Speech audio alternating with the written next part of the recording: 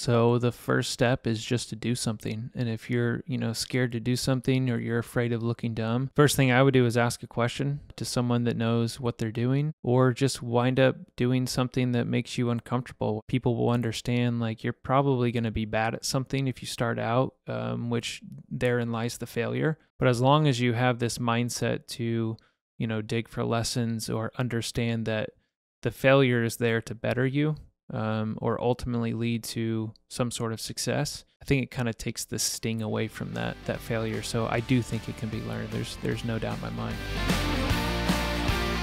Hey everybody, welcome to the View from the Top podcast. Glad y'all are listening in today. My name is Kevin Wally Wallenbeck with a getting over a cold voice today. And I've got Aaron Big A Walker. How's it Wally, going, you man? sound like a toad frog today. You've got I that know, man. deep baritone voice. It's You've not not been quite, feeling well.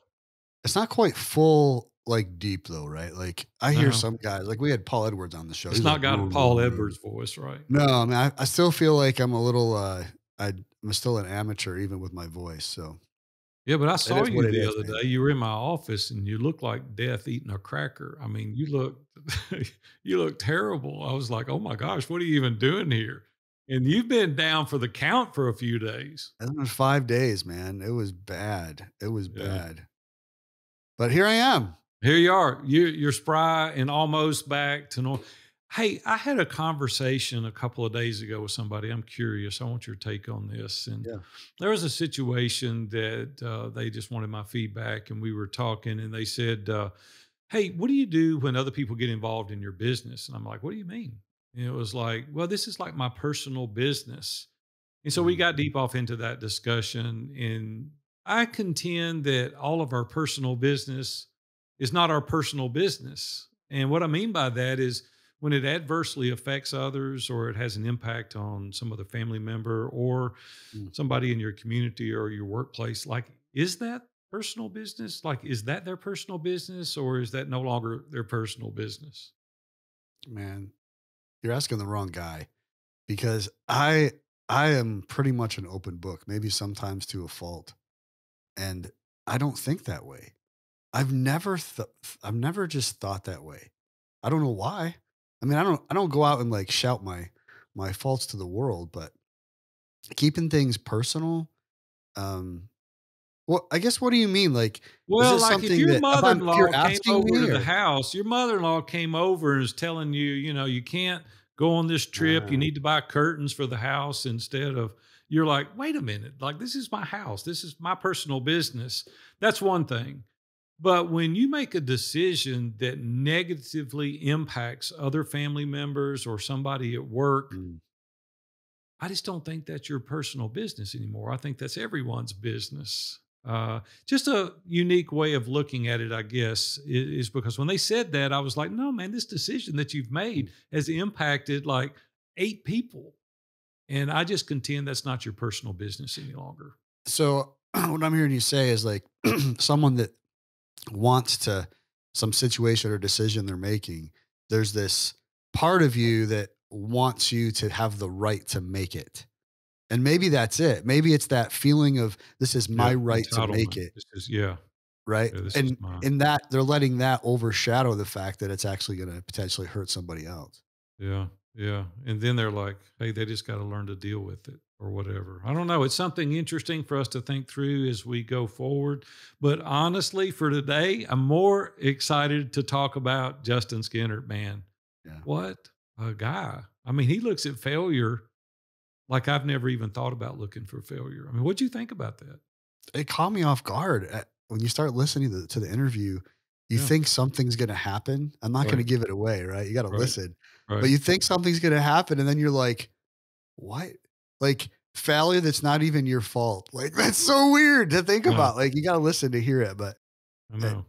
it's so good, man. He does a I great thought it job. was cool. He plans to fail, and you'll have to listen to all of it to Mhm. the end in order to hear what he's talking about in there. I'm like, I know he calls it a gift and all that. I'm just not there, Kevin. I just don't look at Oh, failure yet as a gift, but he's used it as a tool in his life to be successful in other venues.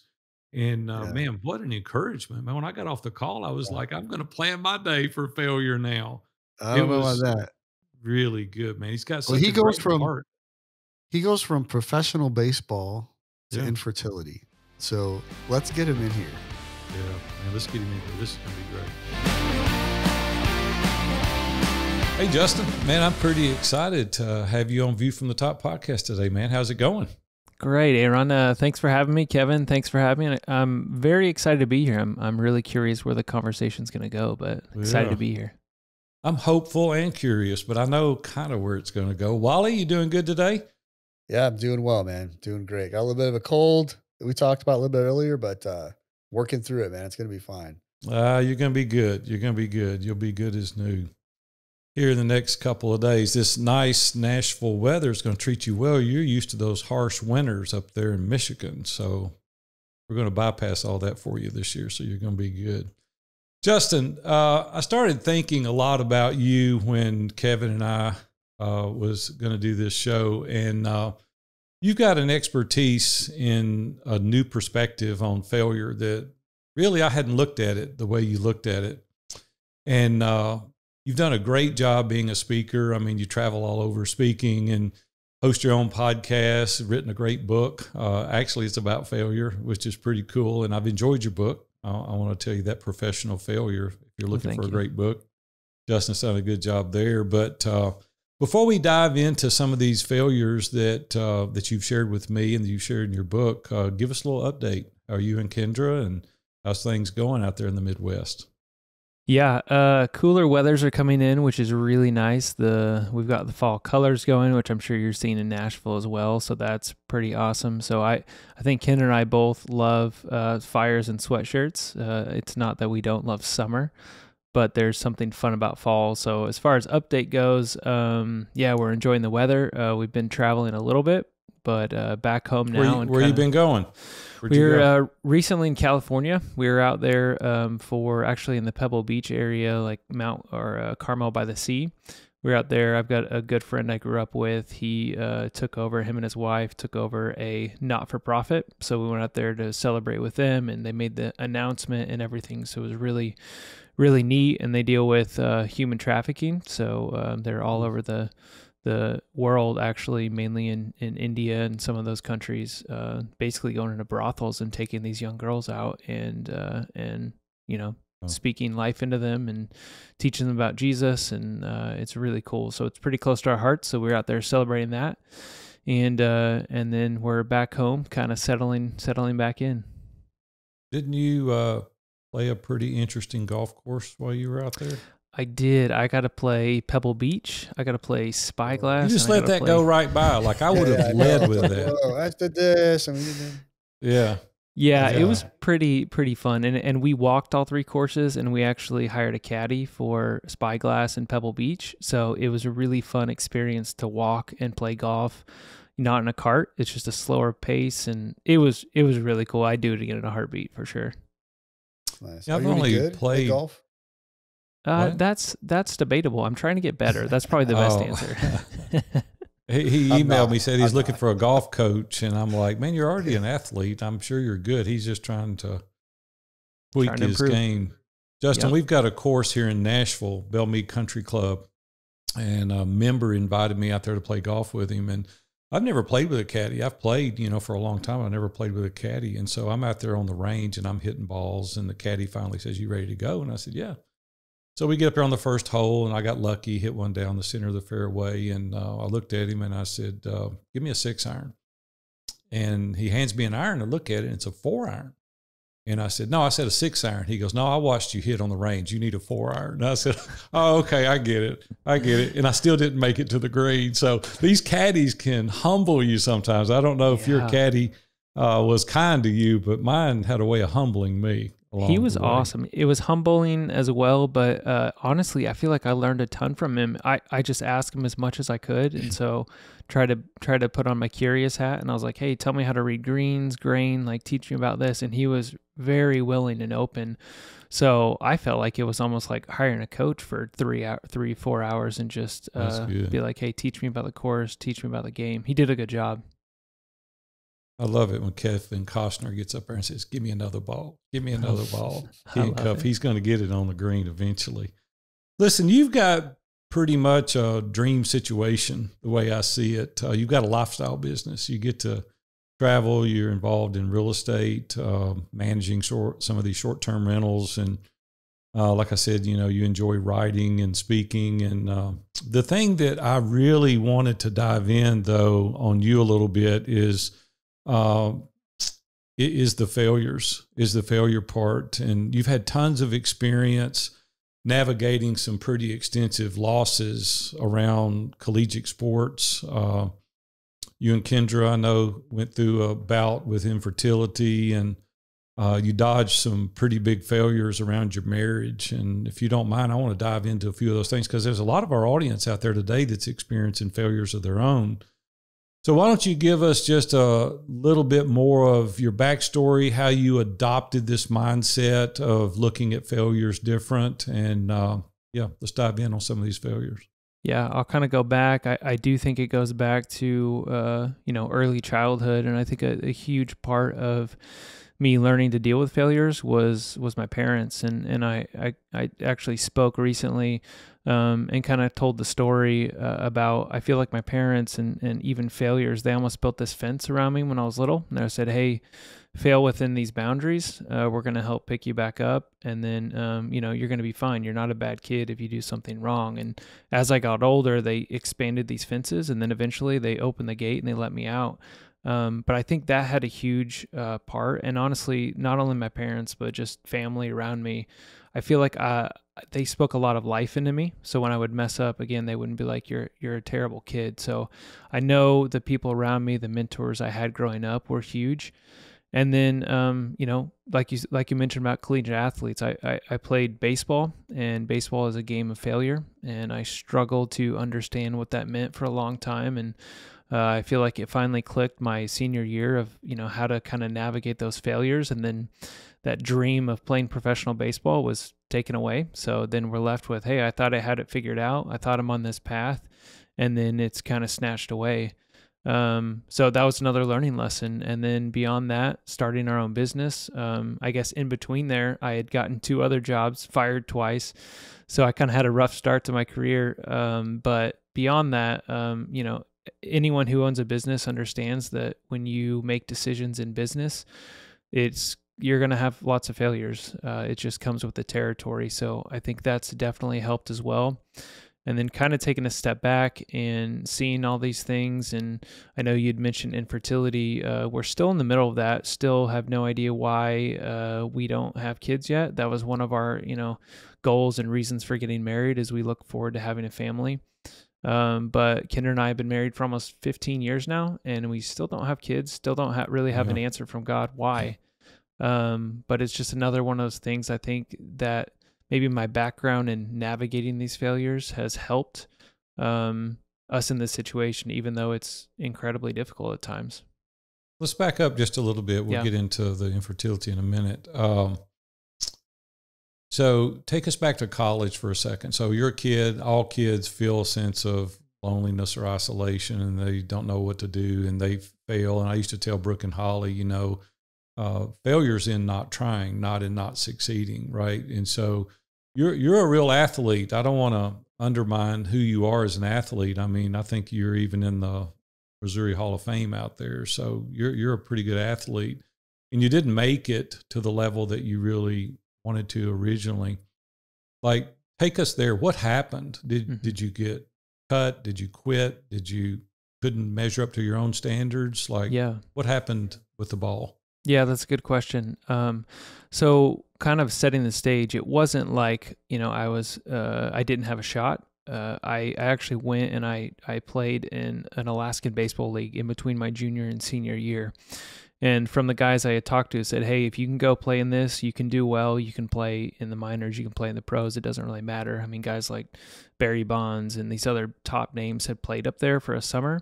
So I went up there and I played shortstop for the team up there. And we actually wound up winning the championship.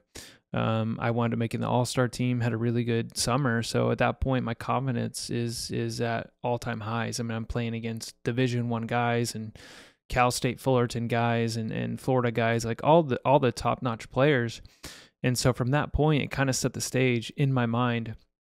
The next step, I'm going to have a good senior year. I'm going to get drafted.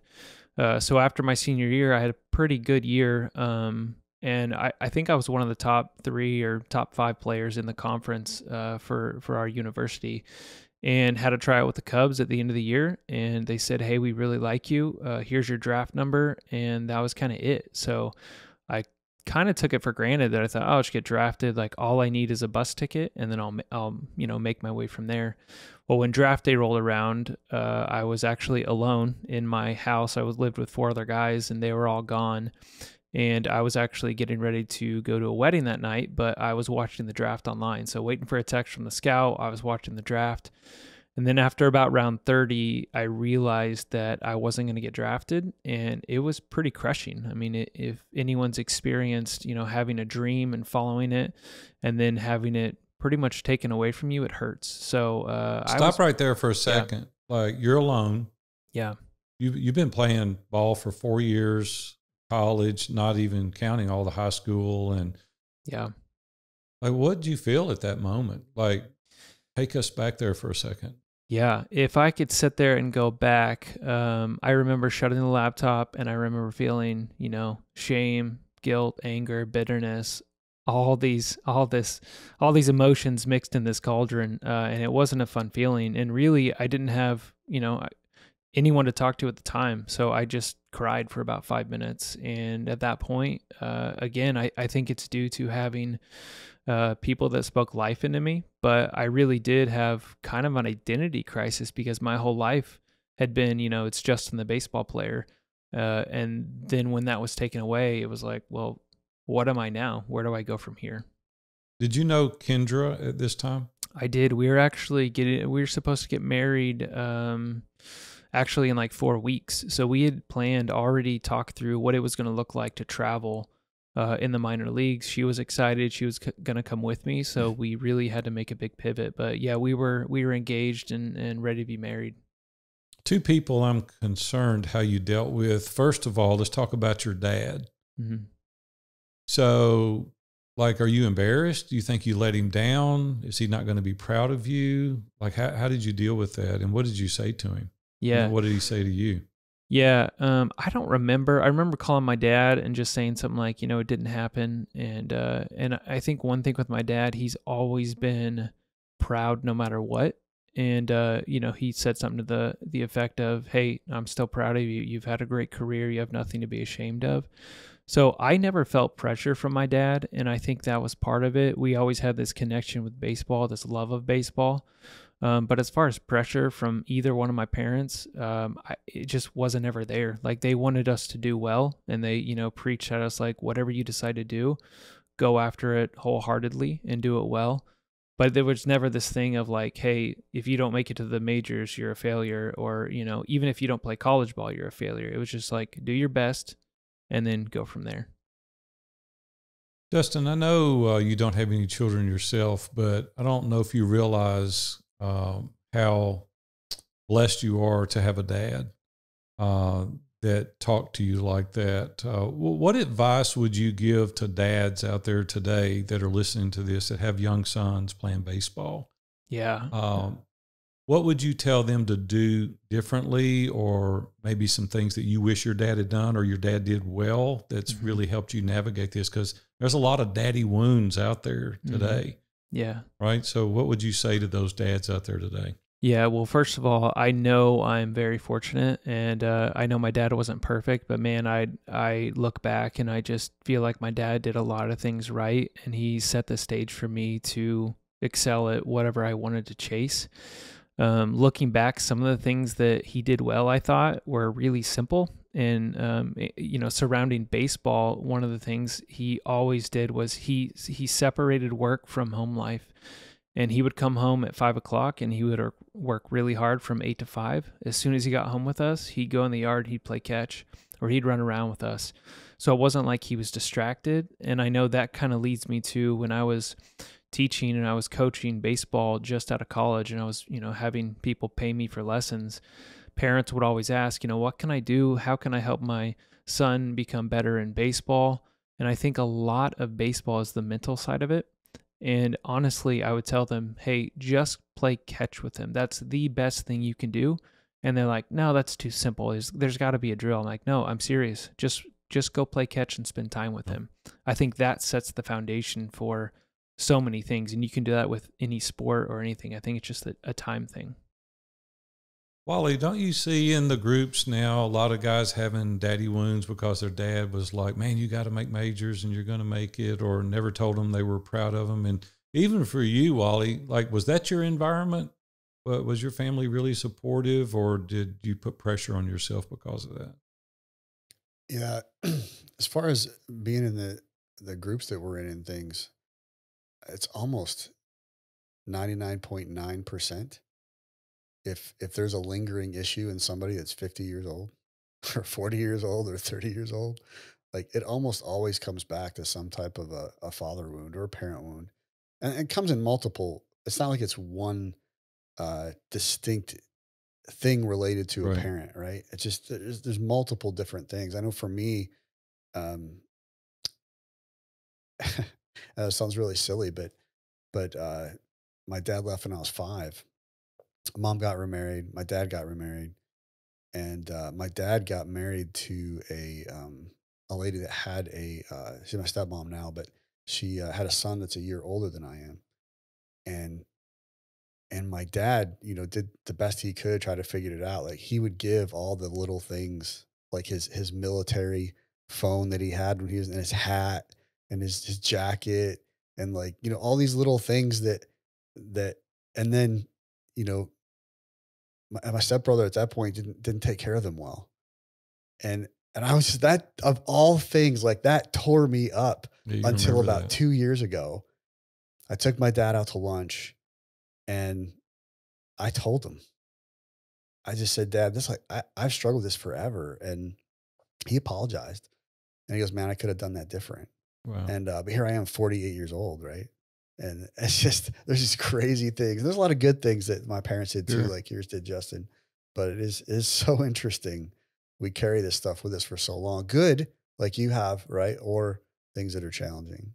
Mm. Justin, I've never met your dad, but I love him already. I hadn't even met him, but I love him because he had such a foresight to be able to say, hey, listen, you've had a good run. Like he was focusing on what you had accomplished. He wasn't focusing on this as being a failure. He was lifting you up. And the guy that means the most to you at that time in your life was your dad. And so I want to encourage people that are listening to us today, man, to really think about the way you encourage your kids. And my dad was a great man, but he never came to my sporting events and never watched. And I was always hungry for that. I'm one of those guys, Kevin, that's got some of those wounds. I wanted him to say, I'm proud of you and you did so good, And so guys out there don't today. But I think that's one of the things, Justin, that's allowed you to deal with failure in such a positive regard because you've had the tools to be able to equip yourself with that.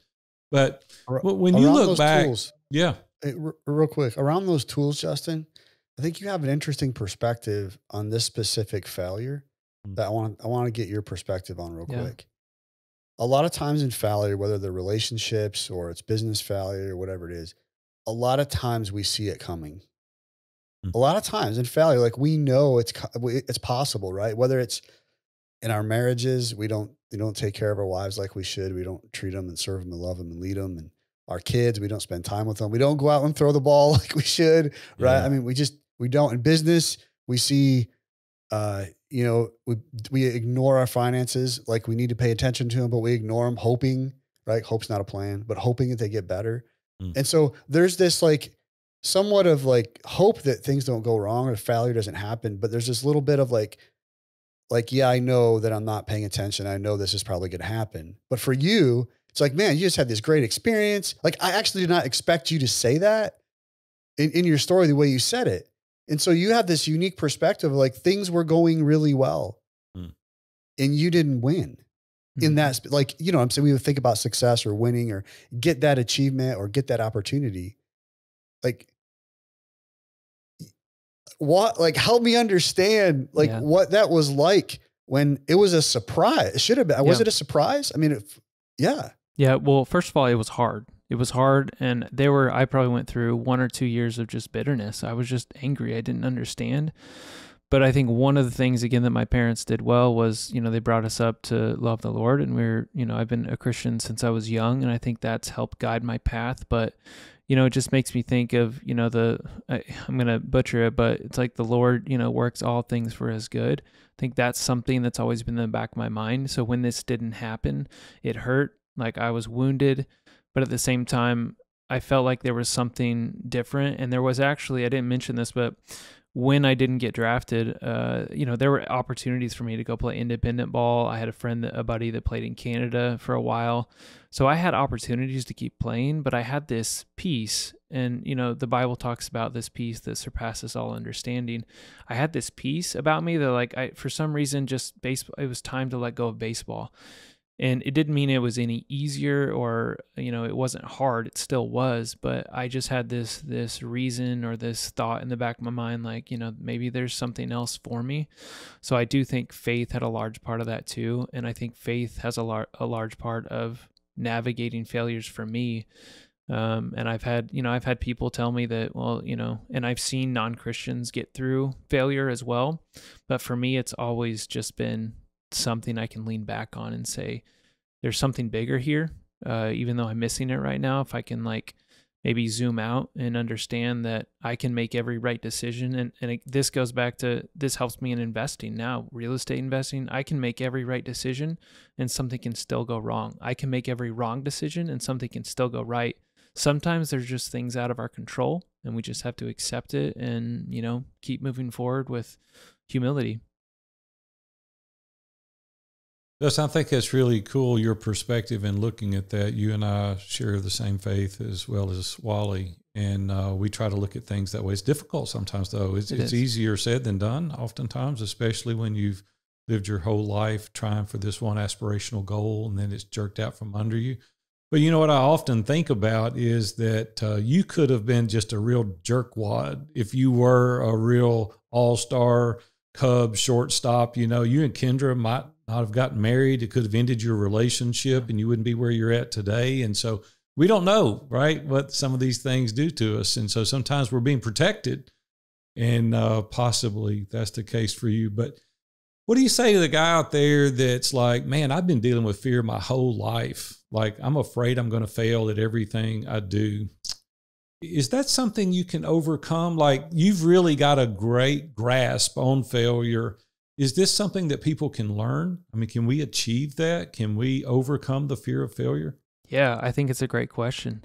Yeah, I think it's a muscle. And I think just like anything, it can be built. So the first step is just to do something. And if you're, scared to do something or you're afraid of looking dumb, first thing I would do is ask a question to someone that knows what they're doing, or just wind up doing something that makes you uncomfortable, whether it's, starting a garden or it's just as simple as throwing or playing catch.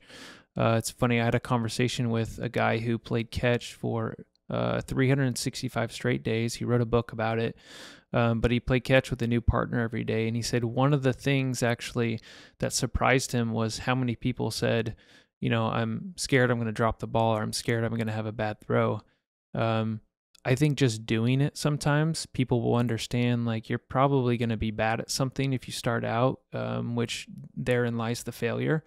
But as long as you have this mindset to, dig for lessons or understand that the failure is there to better you, or ultimately lead to some sort of success, I think it kind of takes the sting away from that failure. So I do think it can be learned. There's no doubt in my mind. You take it to a whole new level. Professional Failure is the book, by the way. Wasn't really planning on promoting the book, but it's so good. Like, I wanted to throw a plug in there for it. In this book, you plan to fail. Like, you're talking about what you call Failure Fridays. And I'm like, dude is taking it to a whole nother level. Like, he's planning for this. And he's even identified Fridays is the day that he plans to fail. So unpack that a little bit. Yeah, no, I think that's good. And it's kind of funny, but it's one of those things where maybe if you set your mind to it and you're going to fail, like, I'm not saying it's going to be easy. It's still, I understand and even writing the book Professional Failure, their failure still frustrates me. It's not like I have this easy life where everything I try, I'm like, oh, well, it'll work out. I still get frustrated. I still sometimes don't start things because I'm afraid that I'm not going to be good at them. So it's not like I live this perfect life now. So I think that's what's important for people to understand. Like, I still get nervous starting things. I still procrastinate sometimes. But I think the Failure Fridays things just gives you maybe a point in the road to say, hey, I'm going to do something uncomfortable today. I'm going to try cooking muffins for my wife, or something you've never done before. Even though maybe muffins isn't your calling, it's just the point is to get outside of your comfort zone, try something new.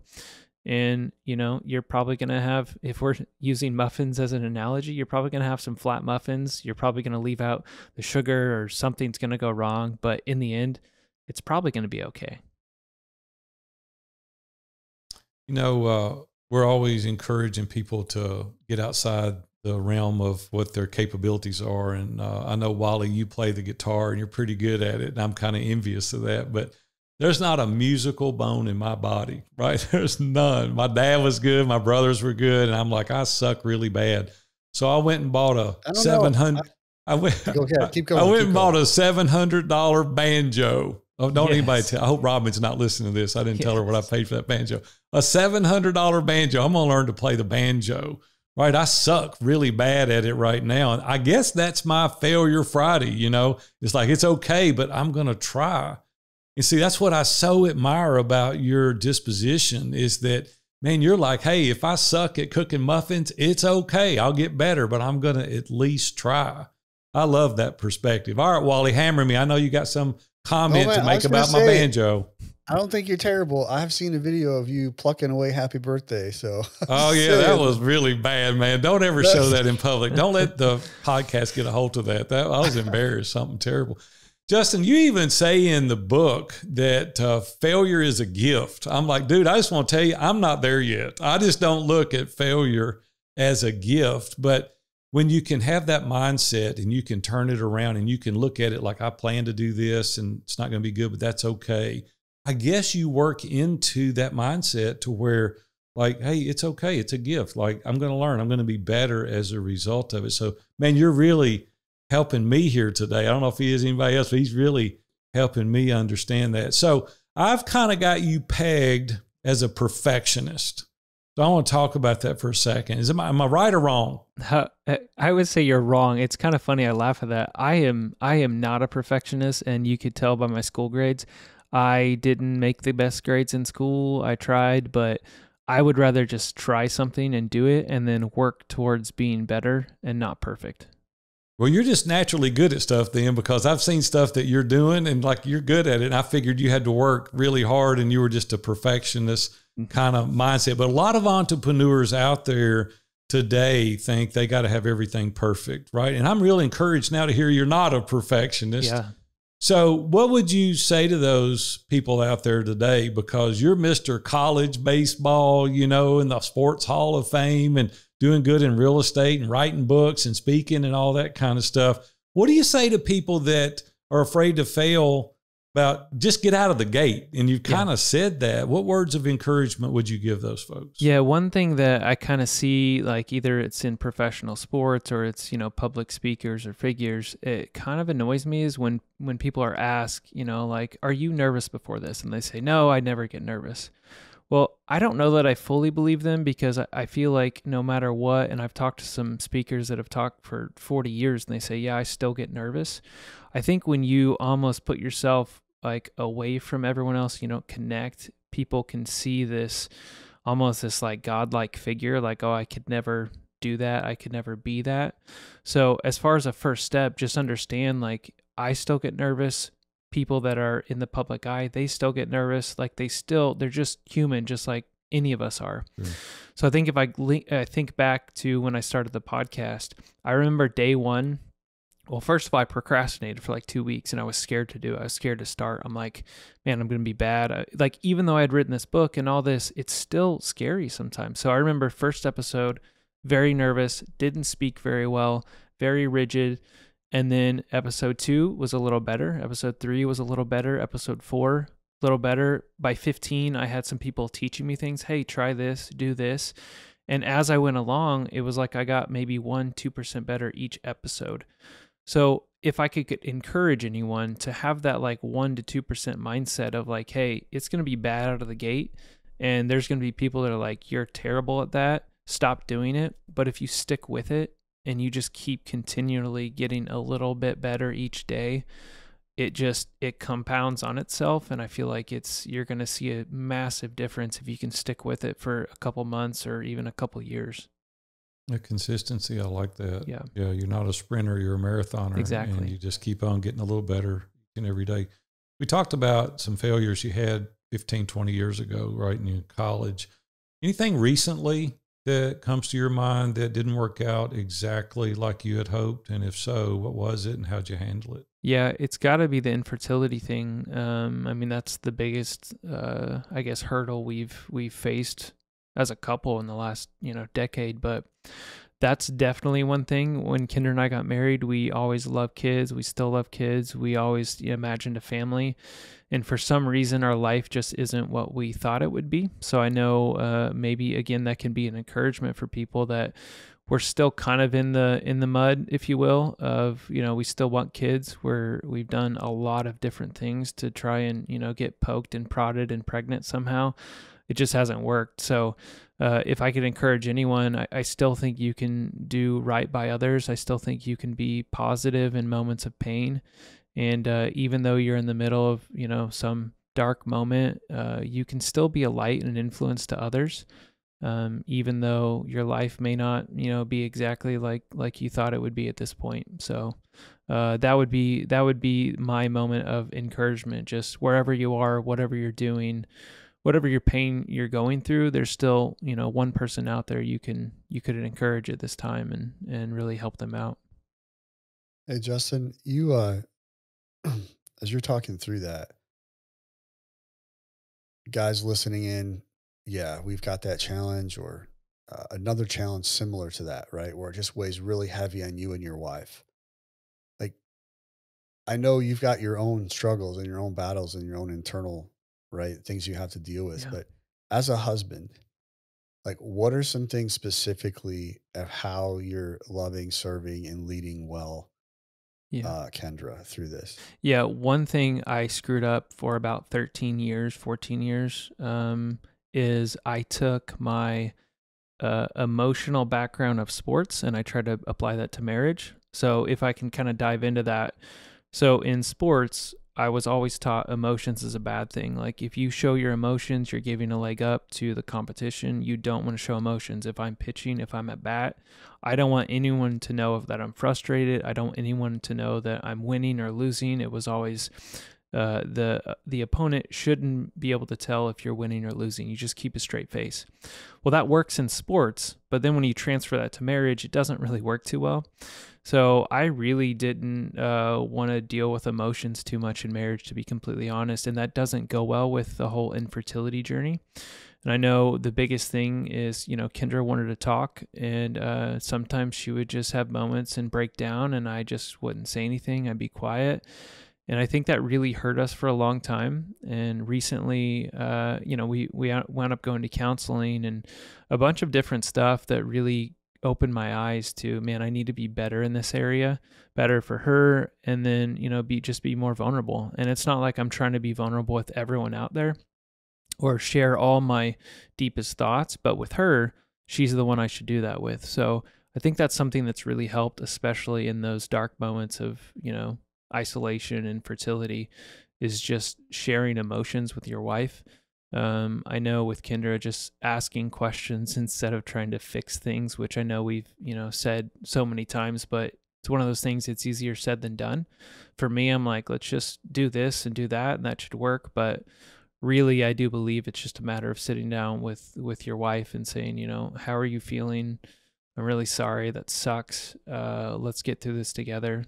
I'm hurting here too. I'm angry, in this way. There's just little emotional journeys you can take together without having to resort to the silent treatment or even worse, fighting. That's really good. I love one little nugget you said in there, which I'm just beginning to learn this as well. Is even after being married 30 years, is affirming. Like when you and your wife are going through something together, her knowing that you're going through it as well, Hmm. like that you're struggling, that you have pain, that you have you're not putting it over top of her pain. Like, look at me, don't pay attention to you, but that you're in it together Yeah. and that she sees you. Oh man, that's been just a few times that God has like impressed that upon me in the moment, and I followed through. Right, Yeah. like it's been a huge. So thank you for saying that, man. That's a one little nugget in there I pulled out of Yeah. there. And I'm It's still good. not perfect at it. I still mess up plenty, and there's still moments. There's a moment this morning where I could have just listened, and instead I tried to interject my thoughts. Didn't go well. So there's still times where I'm not doing it perfect. Sure. Yeah.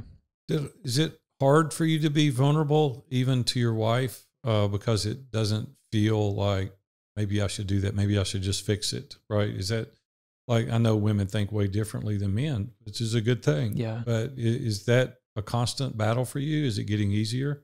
I think it is getting easier. I think the hard part for me is discerning what emotions to deal with and what emotions to address. I do think as men, most men are not as emotional as most women.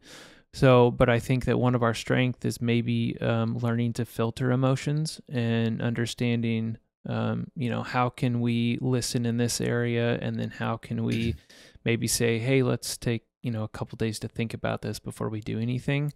That's something I'm still trying to learn, is how to filter emotions while just listening and not trying to fix things. So I don't know if that makes sense, but that's Yeah. probably one of the And biggest things for me. Justin, what advice would you give young couples today, or even an older couple dealing with a controversial issue in their marriage, some hot topic or something like infertility? You had it to go over. Like, is there something you would have done earlier? Yeah.